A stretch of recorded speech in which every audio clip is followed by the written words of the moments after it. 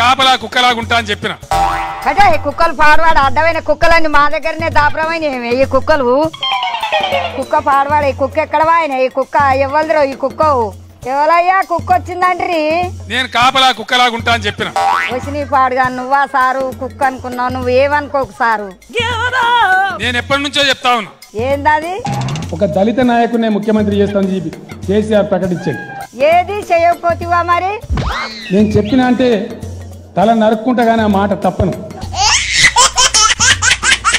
ఏతుల ఎంకి ఎక్కెక్కి పాడంగా కోతుల పోసేయ కోసుకుంటానడంట.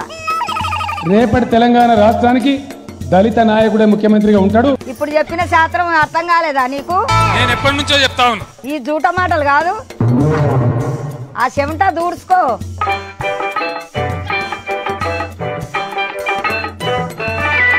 అబద్ధం చెప్పినప్పుడు చెమటలు గట్టినే వస్తాయి. ఏవో కోసుకుంటాడంట కోసుకుంటా చాలు మందిని పోయకపోతే చాలు.